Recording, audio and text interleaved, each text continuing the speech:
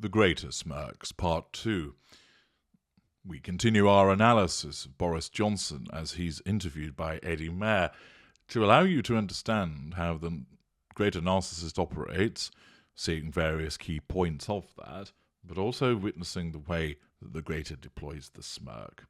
Let's continue with the video analysis. What happened was that I ascribed events that were supposed to have taken place before the death of Piers Gaveston to events that actually took place after the death You made of Piers something up. Gaveston. Let me ask you about another little... I mean, I mildly sandpapered something somebody Let me ask said. you about a Yes, it was barefaced very lie, embarrassing. I'm very sorry about it. Let me ask you... Pausing the original footage at 54 seconds, what have we seen in this segment? Well, Boris Johnson continues by talking about the fact of the quote that he was alleged to have made up. It states, what happened was that I ascribed events which were supposed to have taken place before the death of Piers Gaveston to events that took place after the death of Piers Gaveston. It's an admission, but it's one that he's quite content to make because as the Greater, he doesn't see that it causes any problems for him. The fact is, he's admitted to lying. He's admitted to making up a quote, but the level of arrogance by which he operates and the knowledge that he's ridden this out before, he'll ride it out again, means it really doesn't bother him.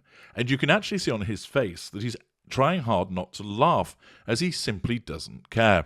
What amuses him is this. He sat there thinking, this journalist is trying to land blows on me. Oh, not this old nonsense again. It's complete tosh. They've tried to pin this on me before, and they haven't got anywhere with it. Eddie Mair continues, you made something up.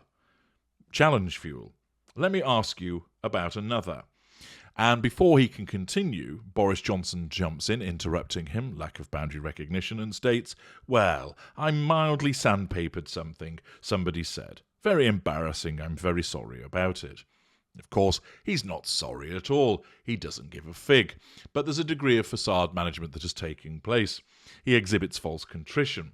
He's not embarrassed about it at all, but he knows that's the right thing that needs to be said. Eddie Mair counters by stating, it was a barefaced lie. Note during all of this exchange, Boris Johnson does not get furious. Although he's being repeatedly challenged, and challenged in a very direct manner, he's being told that he's a liar, that he's made things up. He does not react with heated fury. A lesser narcissist would do so. Their fury would ignite under these challenges. Those of you that have been ensnared by a lesser narcissist will know the explosion that would occur as you would level an accusation at that narcissist or try to make them accountable in some way.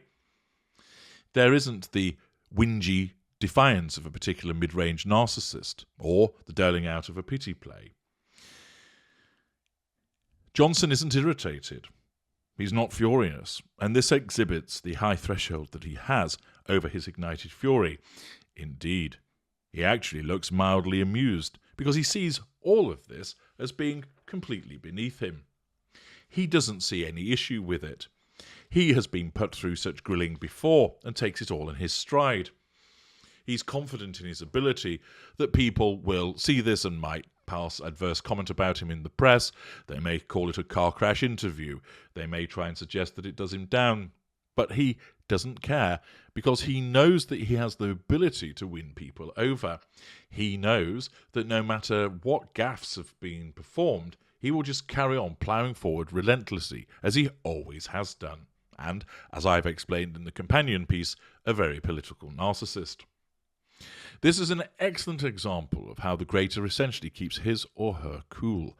The ignited fury, which is so often the undoing of the lesser narcissist with heated fury, with the mid-ranger, more usually cold fury, but sometimes can be heated. He has the ability to keep that under control, and therefore maintains his composure. He, of course, maintains bumbling Boris, but you must understand that's not a reaction to being anxious or uncertainty. It's quite simply a facade that he operates and deploys to wrong-foot people. Okay. The programme includes your reaction as you listen to a phone call in which your friend Darius Guppy asks you to supply the address of a journalist Yes. so that he can have him physically assaulted. The words beaten up and broken ribs are said to Yes. you. And you, having heard that, you tell your friend, Darius Guppy, you will supply the address. What does that say about you, Boris Johnson? Well, Aren't you, in fact, making up quotes, lying to your party leader, wanting to be part of someone being physically assaulted? You're a nasty piece of work, aren't you? Well, Eddie, I think Halting the footage at 1 minute and 27 seconds. What do we learn from this segment?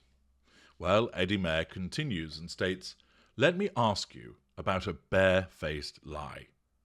When you were on Michael Howard's team," he was the former leader of the Conservative Party when Johnson was an MP, "you denied to him you were having an affair. It turned out you were, and he sacked you for it." This is again challenge fool. It's demonstrating that Johnson is a liar, he's untrustworthy, and he was having an affair. I've mentioned in the companion piece about Boris Johnson the fact that he can't keep little Boris in his trousers, and he's well known for being a swordsman in that regard, which is quite astonishing given when you look at him. But that's testament to the overwhelming level of charm and manipulative behaviours that he engages in as a grater. Mair asks, "Why did you lie?" Notice that Johnson looks mildly amused once again, almost thinking, "Ooh, Kitty's got claws." Johnson continues, again, on that, "I've never had any conversation with Michael Howard about that matter. It's a denial. He knows he's lying, but he simply does not care." Eddie Mair, "You did lie." Boris Johnson, "Well, you know, I don't propose to go into all this again." He's dismissive. Again, his arrogance is such that he not only doesn't want to engage with it, but he knows that he doesn't have to. He recognises there'll be some turbulence as a consequence of these points that are being made against him, but he'll just brush them to one side, as he always does, with that supreme confidence in his ability to maintain control where he needs to do so. Boris Johnson's luck is interesting, as in between he demonstrates that he finds all of this amusing, and he can't be bothered with this, that essentially it's completely beneath him. Eddie Mair counters with, "I don't blame you." Boris Johnson states, "No, why should I?" Almost displaying a petulant response, but it's actually his arrogance. "Why should I have to be accountable for explaining myself to the likes of you and the little people? I've been through that question a lot. Watch the documentary." It exhibits his arrogance. It shows, I've already dealt with this, so why should I have to do so again?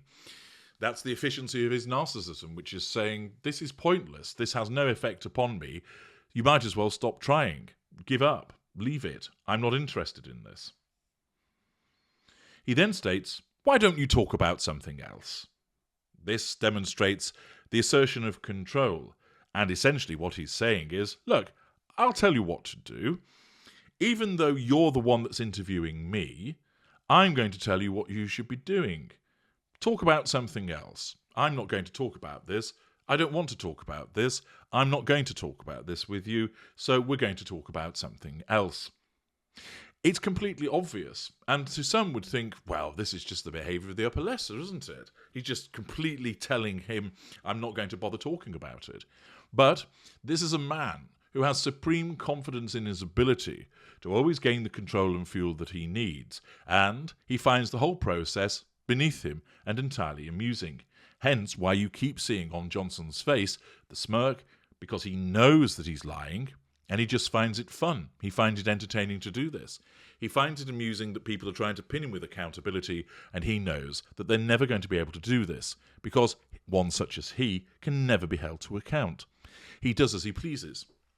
Indeed, we've more recently seen examples of that, for example, in terms of the breaching of the COVID laws, in terms of having the party, and I'll be commenting on that separately as further demonstration of the behaviour of Boris Johnson and his narcissism in action. But here he maintains that arrogance, the dismissiveness. He knows precisely what he's saying, he knows why he's doing it, and he simply doesn't care.